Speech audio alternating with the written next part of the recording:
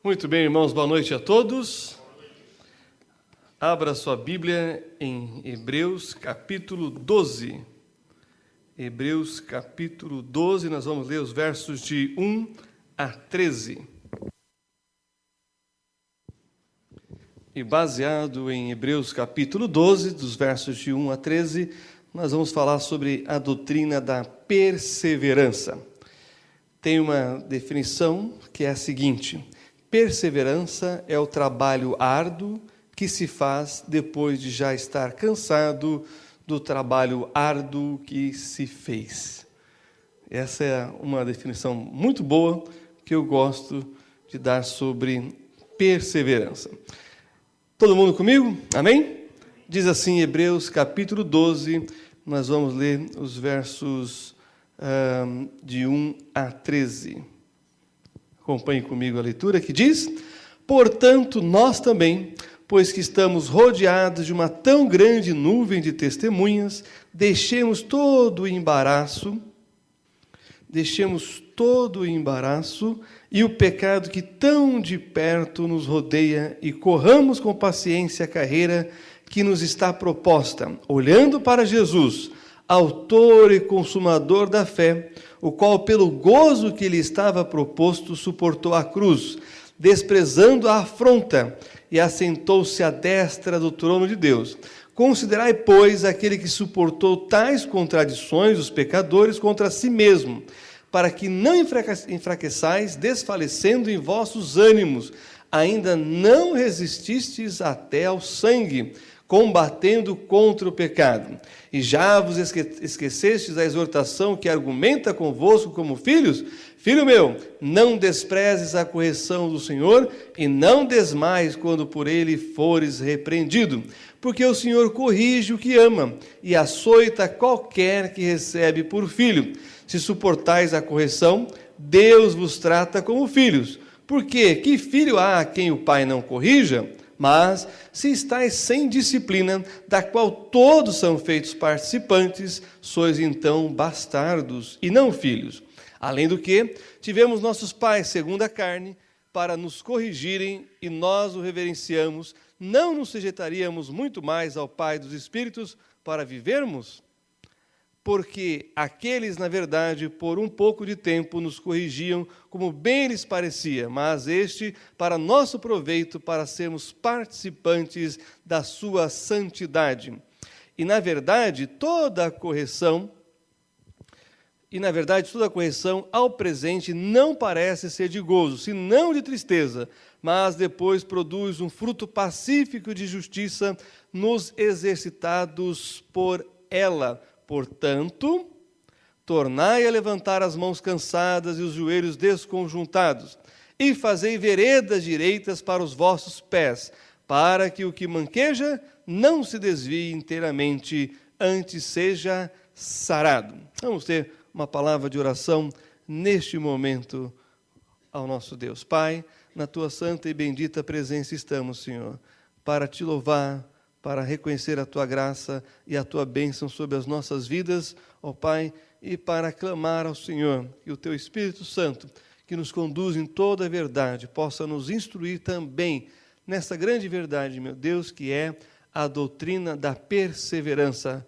Ajuda-nos, ó Deus, a nunca jamais desistirmos, pois tu nunca jamais desistes de nós. É o que te pedimos em nome do Senhor Jesus, o nosso Senhor e Salvador. Amém. Muito bem, irmãos, a perseverança é a rainha das virtudes. Não basta realizar um ato de bondade, você tem que perseverar em ser bom. Quantas pessoas você encontra no dia a dia que seriam capazes de um grande ato de heroísmo, mas que são um fracasso em pequenos atos de heroísmo todos os dias, na família, no trabalho, na vida espiritual e na vida pessoal. Por isso a perseverança é tão importante. Pois bem, não basta dizer uma verdade, nós temos que perseverar em dizer a verdade. Também não basta uma manifestação de amor, é preciso perseverar em amar. É muito interessante porque a gente ouve os pais falando, né, de que não tem muito tempo para os filhos, mas que estão preparando para o final do ano aquela viagem para a Disneylândia. Que não tem muito tempo para o filho, mas está prometendo no Natal aquele presente caro. E os filhos geralmente respondem assim, eu não quero... A outra frase também que é muito comum, não, nós vamos ter um tempo de qualidade. Quando nós estivermos nas férias, nós vamos ter umas férias de qualidade. Já ouviram isso? Aí os filhos viram e falam assim, eu não preciso no final do ano, eu não preciso no Natal, eu não posso esperar até as férias, eu preciso de você agora. Daí a perseverança, de você estar diuturnamente com os seus, demonstrando amor, demonstrando cuidado, acompanhando aqueles que você diz que ama. E aí, irmãos, isso é a perseverança, é aquilo que a mãe e o pai devem fazer, é aquilo que os filhos devem fazer, é aquilo que os irmãos devem fazer, perseverar nessas coisas, em em ser bons, em dizer a verdade e manifestar diariamente o amor. E aqui no versículo 1, nós temos os fundamentos da perseverança. 2 são apresentados de forma positiva. E nós vamos ver, né, são as testemunhas e a paciência. E 2 de forma negativa, que é o embaraço e o pecado. Então, percebam que nós temos aqui uma parte que é positiva e a outra que é negativa, para mostrar para a gente a base daquilo que é a perseverança. Acompanhem comigo, então. Primeiro, uma nuvem de testemunhas. Olha só, portanto, nós também, pois que estamos rodeados de uma tão grande nuvem de testemunha. Quem são essas nuvens de testemunha? Bom, são os heróis da fé, do capítulo anterior, do capítulo 11 de Hebreus, que como os espectadores de uma grande arena, observam o nosso progresso na vida cristã. Sabe aquelas pessoas que já chegaram lá, que já alcançaram, que já conquistaram? Então são essas pessoas que lá já estão, que estão olhando para trás, para nós que estamos começando a carreira cristã. E eles são a nuvem de testemunha, e esse pessoal está torcendo por mim e por você, pois eles venceram por ter perseverado, e agora, como uma torcida celestial, torce por mim e por você. Portanto, olhe ao redor e veja as pessoas ao seu lado, e saiba que suas atitudes afetam elas e a eternidade. Bom, deixa eu ilustrar isso. É uma história muito interessante de um mestre de obras que, depois de 30 anos de serviço prestado a uma construtora, não via a hora, estava contando os dias para chegar, dar a baixa na carteira, dar entrada na aposentadoria e ir pescar. Parece que tem gente que gosta, né? Espera se aposentar para ir pescar. Tem tanto pesca que paga ao redor de São Paulo. Não precisa se aposentar, não. Você pode ir lá no dia que você estiver livre, vai e pesque. Se você gosta disso, não espere para a aposentadoria, aproveite já. Bom, então o que acontece? Chega o dono da empresa e diz assim, nossa, você foi tão bom funcionário, você é um exemplo, mas eu tenho uma última tarefa para você, um último trabalho para você, antes de você se aposentar. Eu quero que você construa uma casa em tal lugar. E olha, pode usar o material de primeira, faça o seu melhor. Esse é seu último trabalho, só depois disso é que você será aposentado. Ah, vocês acham que o chefe de obras gostou disso? Não. Ele não gostou nada disso, de ter que fazer, depois de 30 anos, mais uma obra. Ah, ele não supervisionou bem os pedreiros, não se preocupou com se estava retinho as paredes, não utilizou material de primeira qualidade. Ele falou assim, compra o que vocês quiserem, vão fazendo, quero acabar logo isso, eu quero terminar essa casa, porque se eu não terminar, não me aposento e não vou poder ir pescar. Irmãos, e o homem então fez em tempo recorde, né, a construção, mesmo que não estava perfeita. Por quê? Estava entregando mesmo, ia embora, quero é pescar. Quando ele terminou, ele avisou o chefe, está pronto, posso aí pegar minha carteira e dar entrada na minha aposentadoria? Não, aguarda aí que eu estou indo. E então o chefe de obras ficou esperando, veio o dono da empresa, coloca a mão nos ombros dele e fala assim, está vendo essa casa? Ela é sua. por todos esses anos de dedicação e trabalho. Ela é sua, esse é o presente da empresa, esse é o meu presente para você. Que frustração, né? Que decepção, não é verdade? Mas, irmãos, estamos construindo a nossa vida a cada dia de nossas vidas, hein? E não podemos deixar que nada atrapalhe, não permita que coloque material de segunda ou terceira qualidade, se Deus está te dando uma matéria-prima que é de primeira.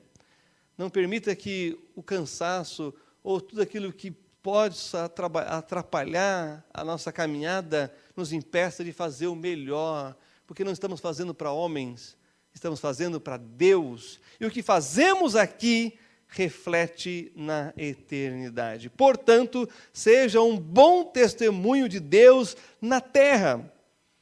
Então percebam que nós temos aqui uma tão grande nuvem de testemunhas. Agora, olha só a parte negativa, né? Que diz, deixando todo o embaraço. O que é o embaraço? Tudo aquilo que sutilmente tenta te distrair, te desviar do foco. O embaraço pode vir enrustido no entretenimento. O embaraço pode vir como um desvio de atenção em coisas que são fúteis, superficiais, que não acrescentam, que não edificam, que não te eleva, mas que pode te dar um certo prazer, uma certa ilusão de que é bom, que é gostoso, mas que no fundo, é nada. Temos que tomar muito cuidado com isso. Não estou falando contra coisas que simplesmente é para ficar sentado ou com as pernas esticadas, comendo pipoca, se preocupando com nada, não é? À toa. Não estou falando disso, estou falando quando isso passa a dominar o seu tempo, quando isso passa a roubar aquilo que é a sua responsabilidade, isso vai ser vento. E o vento vai levar aquilo que é de muita valia para você. Por exemplo, também alguns acabam se envolvendo no consumismo desenfreado, do querer mais do que ser.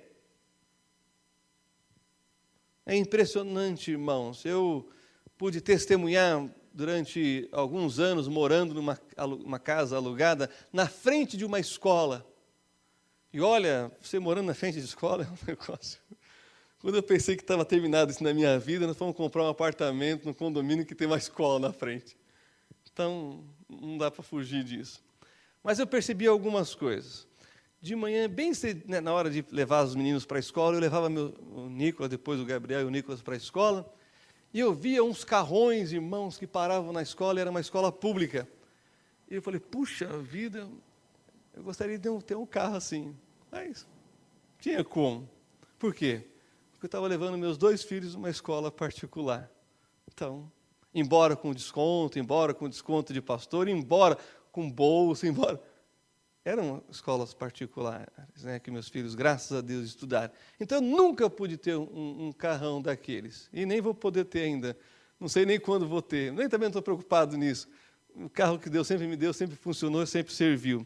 Mas eu quero ilustrar com aquilo que eu vi, é o seguinte.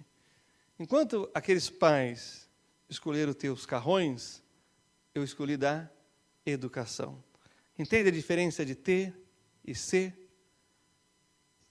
Graças a Deus, o Nicolas entrou numa faculdade, a melhor faculdade de Direito do Brasil, e é pública, e é gratuita. Mas por quê? Porque desde os 3 anos e meio, a gente indo lá, preenchendo bolsa todo santo ano, para pegar desconto, para conseguir negociar e tal. Todo santo ano, irmãos. Bom, ensinamos com isso que é melhor ser do que ter. Porque o ser vai te levar a ter. E o ter não vai te fazer ser. Temos que tomar muito cuidado com isso, porque esses embaraços podem te afastar de Deus. E é isso que Hebreus capítulo 12 está dizendo para a gente.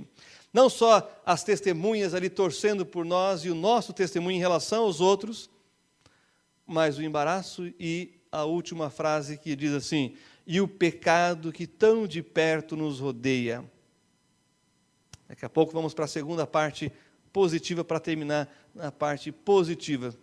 E o pecado que tão de perto nos rodeia.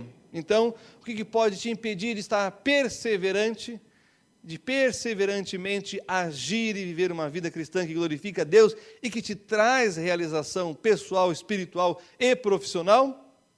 O pecado. Não só o embaraço, mas o pecado. E eu gostaria de dar duas definições sobre pecado. Pecado pode ser traduzido como incredulidade e desconfiança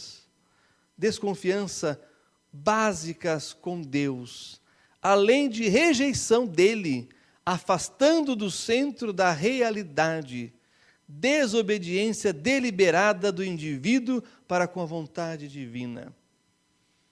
Esse é um aspecto mais filosófico daquilo que é pecado. Quando você começa a desconfiar de Deus. Hoje pela manhã, uma irmã falou: olha, pastor, meu filho, que é um garoto, uma criança, falou: olha, eu tenho orado para Deus fazer algumas coisas e Deus não tem feito, eu estou desconfiado dele. É esse tipo de pecado, sabe? Quando você clama a Deus e parece que Deus não responde, ou não responde do jeito que você quer, e você começa a duvidar de Deus. Aí você fala: mas será que Deus é Deus mesmo? Aí ela deu uma ilustração para o filho, né? Falou: olha, quantas vezes eu te peço para você fazer alguma coisa e você não faz? Como é que você pode receber alguma coisa, né, da mamãe quando você pede, se você não é obediente? Mesma coisa com Deus. Porque se pedimos qualquer coisa segundo a sua vontade, a vontade de Deus, o que ele diz? Nós vamos receber. Então, muitas vezes, não recebemos por quê? Não pedimos de acordo com a vontade dele. Mas se for de acordo com a vontade dele, você receberá. Bom, também uma segunda definição, que é uma clássica, que nós já ouvimos: pecado é qualquer falta de conformidade com a lei de Deus, ou qualquer transgressão dessa lei. O que é pecado? Quando você transgride a lei de Deus, mas mais interiormente, quando você desconfia de Deus. Você pode desconfiar dos homens, você pode desconfiar de si mesmo, você não pode nunca, jamais desconfiar de Deus, porque isso é pecado. O que impede o poder de Deus na nossa vida? Incredulidade. Jesus esteve lá em Nazaré e a Bíblia diz, registra, que ele não pôde fazer mais milagres por causa da incredulidade do povo. Não permita que o pecado, ou a incredulidade, ou a desobediência à lei de Deus te impeça das bênçãos maravilhosas que o Senhor tem para você. Nós pecamos por palavras, atitudes, pensamentos ou omissão. E o pecado realizado deve ser, seja por pensamento, seja por atitude, ou omissão, ou palavras, deve ser confessado. O que diz 1 João 9? Se confessarmos os nossos pecados, ele é fiel e justo para nos perdoar os pecados e nos purificar de toda a injustiça. Tá bom? Bom, só que, como eu costumo dizer, geralmente nós cometemos pecado no varejo e pedimos perdão no atacado. Senhor, perdoa a multidão dos meus pecados. Não é assim que é confessar os pecados. Confessar os pecados é dar nome aos bois. Já ouviu essa expressão? É nomear, é chegar no final da noite, antes de fechar os olhos e dormir, dizer assim: Senhor, eu menti. Senhor, eu roubei. Senhor, eu cobicei. Senhor, eu odiei. Eu fui egoísta. Eu não perdoei. Eu difamei. Desprezei meu irmão. Maltratei meu cônjuge. Fui indiferente à necessidade do meu próximo. E agora a situação toma outra dimensão aqui. Quando você começa a dar nome aos bois, começa a pesar. Começa a pesar a consciência. E aí, irmãos, é o momento que Deus tem para tratar o seu caráter. Porque quando você confessa os pecados, você reconhece que ofendeu a Deus, ao próximo e a si mesmo. E isso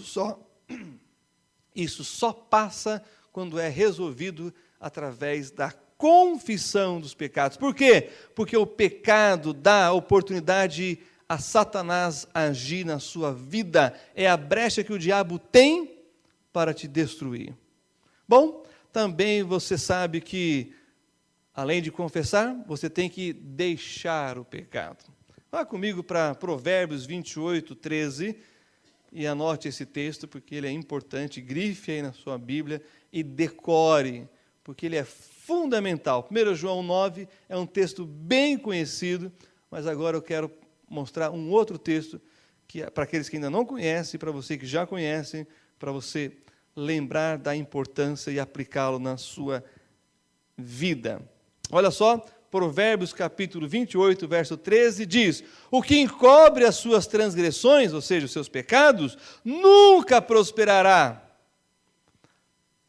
Veja bem, você pode estar num projeto correto, você pode estar fazendo a coisa certa, mas não avançar aquilo. Por quê?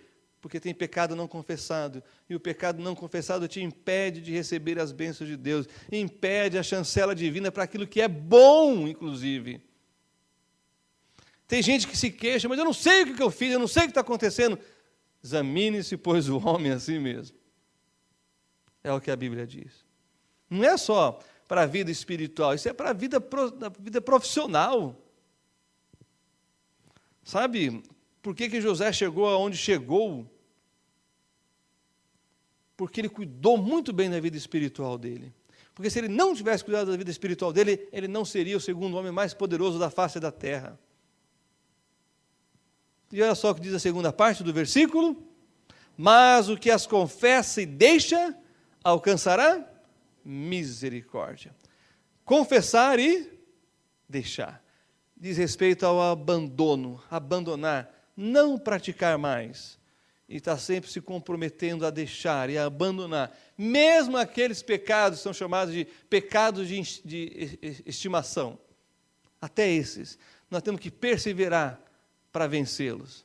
Principalmente esses. Não aqueles que são eventuais, mas aqueles que são de estimação. Aqueles pecados que são os ídolos do coração. Esses nós temos que ter perseverança em estar sempre confessando, deixando. Confessando, deixando, até que a gente vença eles completamente, para recebermos todas as bênçãos do Senhor. Bom, e voltando para Hebreus, capítulo 12, o versículo 1, nós temos aqui a parte que diz: e corramos com paciência a carreira que nos está proposta. Olha só, correr com paciência é outro nome para perseverança. Alguns exemplos de perseverança na Bíblia: a mulher com fluxo de sangue, uma hemorragia de 12 anos, mas ela não desistiu, ela não se entregou, ela não desistiu, ela creu, até que chegou o dia em que ela tocou as vestes de Jesus e foi curada. Ou o paralítico do tanque de Betesda, quanto tempo ele perseverou? 38 anos. As pessoas oram hoje, quer receber amanhã? Tem coisas que Deus faz assim e nos surpreende, mas tem coisas que Deus diz: persevera, não desista, continue. A perseverança é isso. É que nem aquela nadadora muito famosa, décadas atrás, que queria atravessar o Canal da Mancha e veio uma neblina e ela não sabia, mas ela estava a poucos metros para cruzar o Canal da Mancha, mas ela já estava com cãibra nas pernas e a neblina impedia ela de ver o quão pouco faltava. O que ela fez? Levantou a mão, pediu socorro. Olha que decepção para todo mundo que estava esperando ela do outro lado. Aí depois que abriu a neblina, olha a frustração dela. O que você acha que ela fez? Se jogou no mar, vou morrer afogada agora com cãibra e tudo? Ela falou: não, eu vou voltar e vou nadar. Não aquele dia, mas eu vou voltar. E ela voltou, tempo depois ela voltou e, sem neblina, olhando para o alvo, ela conseguiu. É a perseverança. Ou aquela história, não sei se vocês já viram também, de pessoas que desistiram numa escalada e morreram congeladas e também estavam poucos metros para entrar num lugar quente que elas poderiam se salvar, porque desistiram. Perseverança é isso, irmãos. É não desistir, é continuar fazendo um trabalho árduo, mesmo depois de ter terminado um árduo trabalho, como nós vimos a definição. Jesus disse lá em Mateus 7, 8, pedi e dar-se-vos-á, buscai e encontrareis, batei e abrir-se-vos-á, porque aquele que pede, recebe, o que busca, encontra, e ao que bate, abrir-se-lhe-á. Deixa eu contar a história do seu Jacó, um judeu que imigrou da Rússia para os Estados Unidos, porque ele ouviu isso no começo do século passado, porque ele ouviu falar que nos Estados Unidos nascia ouro nas árvores, dava dinheiro nas árvores. E ele acreditou e foi. Quando chegou lá com a família, a mulher e os filhos, não sabia falar inglês. O que aconteceu? Tem que trabalhar de quê? De mascate, de vendedor, de porta em porta. Mas aí, irmãos, o homem não está indo muito bem nesse ofício, problema com a língua, até que surge uma oportunidade para ele ser o porteiro da sinagoga. Isso lá em Nova York. Aí ele foi, então, fazer a entrevista, e aí na entrevista, o administrador da sinagoga falou: o senhor sabe ler e escrever em inglês? Ele falou assim: não. Então não podemos dar esse cargo para você. Ele: não, pelo amor de Deus, eu preciso do emprego fixo, um salário fixo, tenho mulher e filhos. Não. Como é que você vai receber as pessoas? Como é que você vai tomar nota? Como é que você... Tem que fazer, tem que saber ler e escrever. Aí o homem saiu da sinagoga com uma resolução na vida: eu vou ser o maior vendedor de bugiganga que essa cidade já viu. Ele chega em casa e a mulher toda feliz, né? Vai ter um emprego, salário. E ela falou: e aí, conseguiu o emprego? Ele: consegui. Ai, que bom. Ficou aliviada, né? Vai ter agora o dinheiro. Não precisa... irmão, no outro dia o homem saiu bem cedo para vender na rua. Os anos se passaram, ele se tornou um empresário muito bem sucedido, e agora ele queria ampliar. Ele tinha um galpão, ele queria mais 3 galpões, ampliar o estoque dele de mercadoria. O que ele faz? Vai ao banco, pedir um crédito, naquela época de $1 milhão. Aí o gerente, todo feliz, né, um bom cliente, agora vai pedir um empréstimo de $1 milhão, olha quanto que vai render isso daqui. Tudo bem, seu Jacó, está aqui o contrato, o senhor, por favor, leia o contrato e assine. O que o seu Jacó falou? Eu não sei ler. Mas o senhor não sabe ler, mas sabe escrever o nome? Sei. Aí o gerente, todo empolgado, fala: nossa, um homem tão bem sucedido, né? Seu Jacó, imagina o que o senhor não seria se o senhor soubesse ler e escrever, né? Ele falou assim: porteiro da sinagoga. Então, irmãos, percebam que quando o Senhor Jesus diz bater, buscar, pedir, é a perseverança. Ele quer que a gente desenvolva a rainha das virtudes. Qual é? A perseverança. Você sabe, você consegue se identificar bom em alguma coisa? Alguém já disse para você: olha, você faz bem isso. Então, persevere nisso. Melhore ainda mais. É isso que Deus quer. Que você desenvolva a maior virtude, que é a perseverança. A perseverança nos leva a patamares mais elevados na vida profissional, familiar e espiritual. E Jesus é o exemplo máximo de perseverança. Vamos lá, Hebreus capítulo 12, verso 2 e 3. Olhando para quem? Jesus, autor e consumador da fé, o qual, pelo gozo que lhe estava proposto, suportou a cruz, desprezando a afronta, e assentou-se à destra do trono de Deus. Considerai, pois, aquele que suportou tais contradições dos pecadores contra si mesmo, para que não enfraqueçais, desfalecendo em vossos ânimos. Eu conheci uma jovem na Bahia que prestou para fazer medicina 5 vezes. Foi só na 5ª que ela passou. Mas ela não desistiu até passar. Quando eu me inscrevi para fazer o mestrado na USP, um dos professores falou assim: aqui você presta até passar. Enquanto não passou, continue prestando, até passar. Irmãos, Jesus quer que olhemos para Ele e vejamos que vale a pena. A cruz levou Jesus ao trono. Guarde bem isso. Sem cruz, não haveria trono para Jesus. Moisés, pela fé, perseverou, trocando o gozo momentâneo do pecado pela recompensa de Cristo. Só ler o capítulo 11 que fala de Moisés. E olha só o versículo 4. A perseverança vai encontrar provação. Acompanhe comigo. ainda não resististes até ao sangue, combatendo contra o pecado. Olha só, a comunidade dos hebreus, que são os hebreus que criam em Jesus aqui, ainda não estavam experimentando a perseguição que viria no ano 64 com Nero. Mas a Bíblia já estava alertando eles: olha, vocês têm que resistir mesmo ao martírio, se for necessário. A perseverança deve levar o crente a vencer o pecado da incredulidade e a resistir até o sangue, ou seja, o martírio, sem negar a fé. Haverá aprovações, mas a aprovação serve para nos aprovar diante de Deus. Essa é a diferença de provação para tentação. Enquanto a tentação vem para nos destruir, e ela vem do diabo, e ela vem da nossa carne, e ela vem das pessoas que estão ao nosso redor, que dão lugar também ao diabo, a aprovação vem de Deus. Mas é para nos aprovar. Então não reclame, persevere.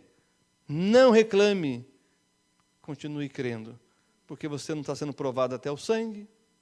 E ainda se vier o martírio, não negue a Cristo, não negue a fé. Olha só, paternidade e disciplina é algo que está ligado com a perseverança. Hebreus 12, versos 5 a 7. E já vos esquecestes da exortação que argumenta convosco como filhos? Filho meu, não desprezes a correção do Senhor, e não desmaies quando por ele fores repreendido, porque o Senhor corrige o que ama, e açoita qualquer que recebe por filho. Se suportais a correção, Deus vos trata como filhos. Porque que filho há a quem o pai não corrija?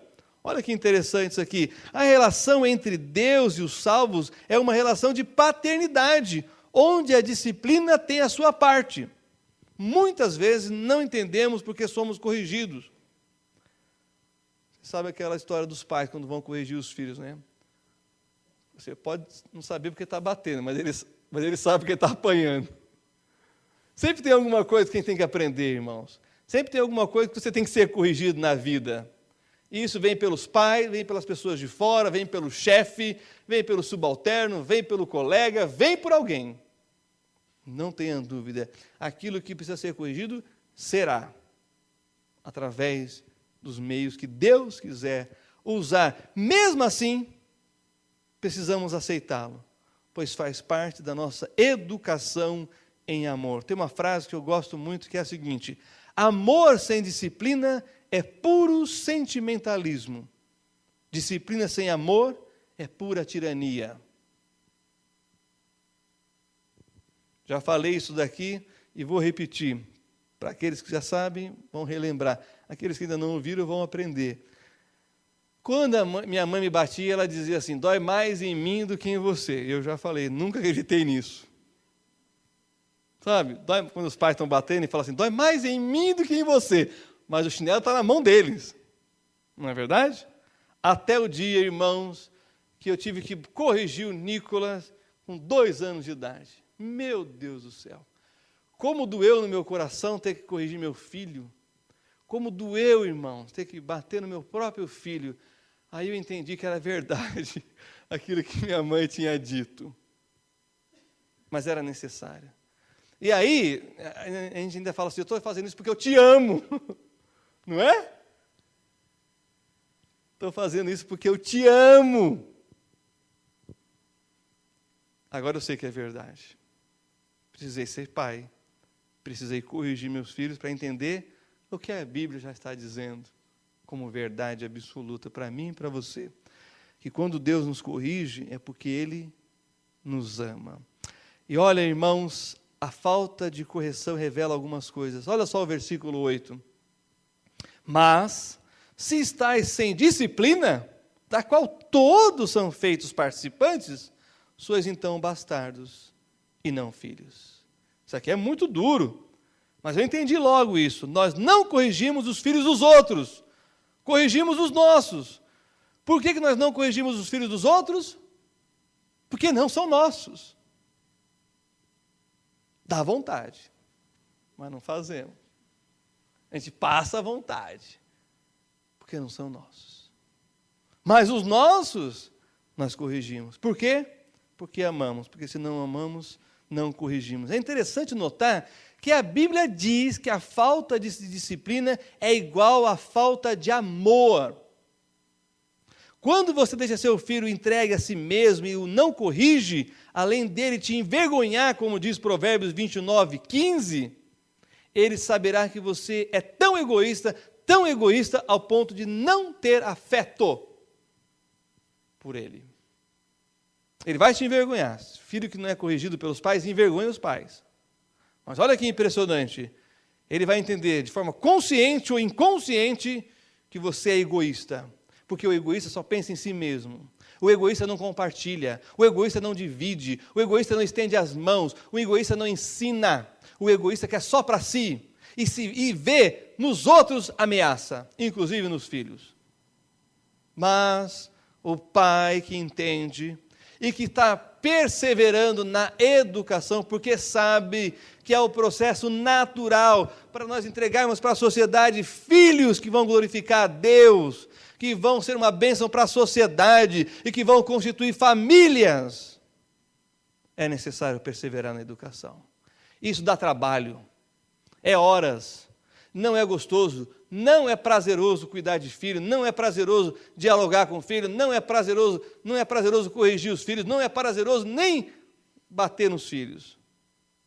Mas é necessário, é fundamental, é importante para que eles saibam que você os ama.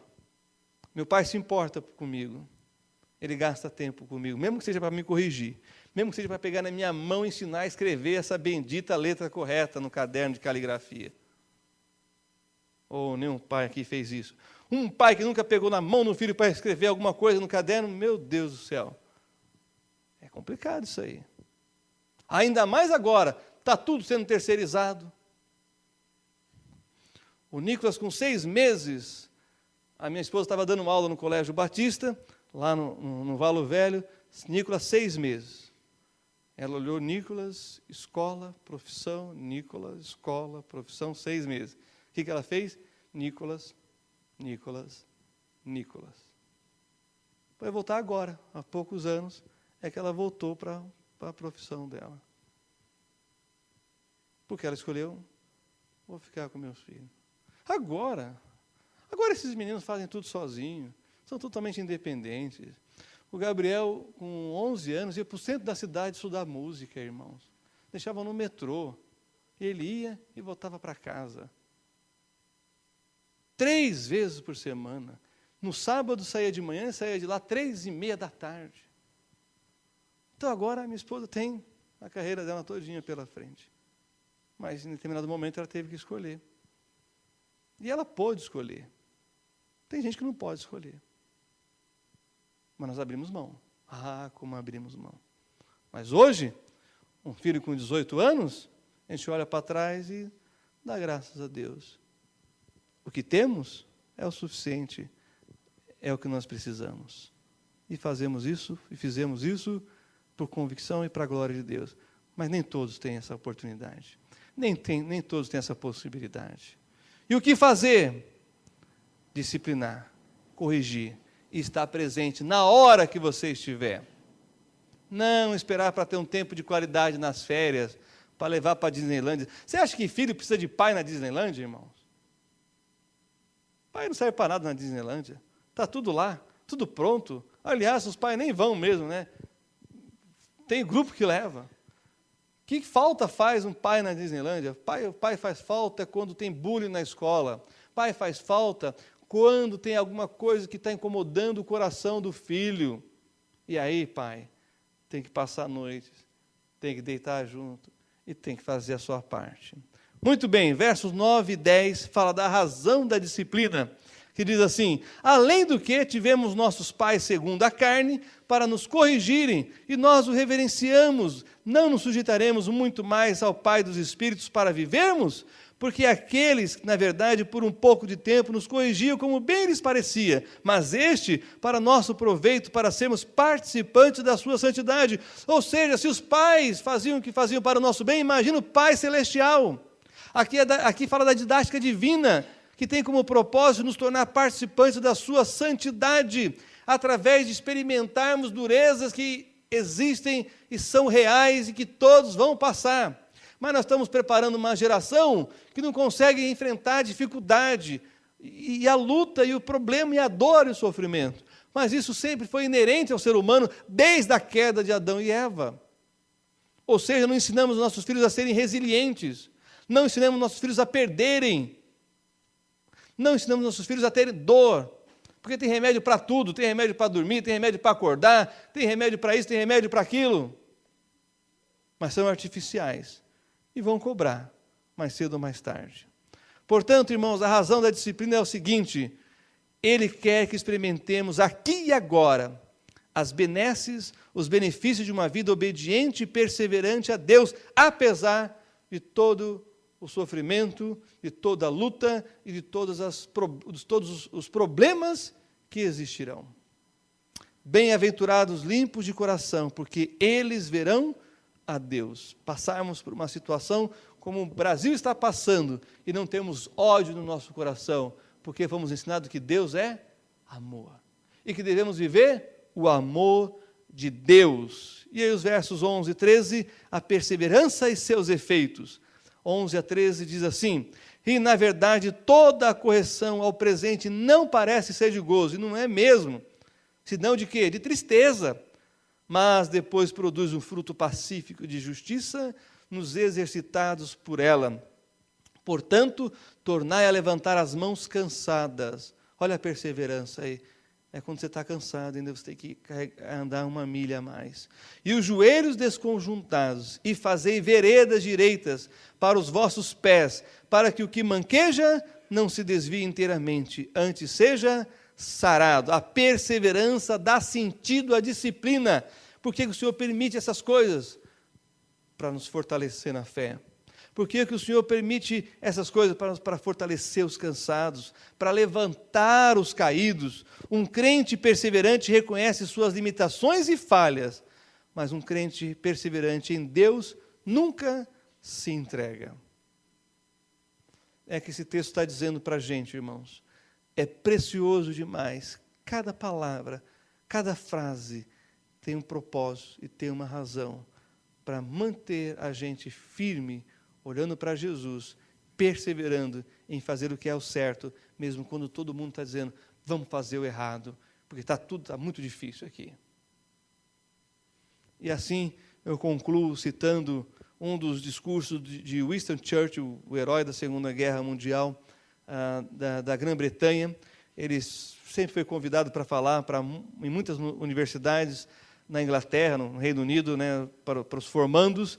E aí ele estava em uma que tinha várias pessoas que subiram à tribuna para falar.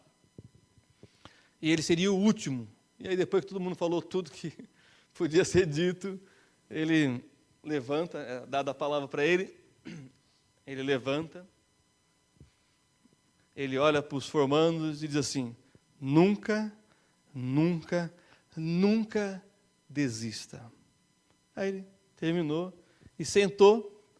Aí todos os colegas ficam, acabou? Até que alguém falou, mas é só isso? Ele disse, não, tem mais. Aí ele levantou, foi lá e olhou para os formandos e disse assim, nunca, nunca, nunca desista. Isso é perseverança, é não desistir jamais, porque Deus não desiste jamais de você.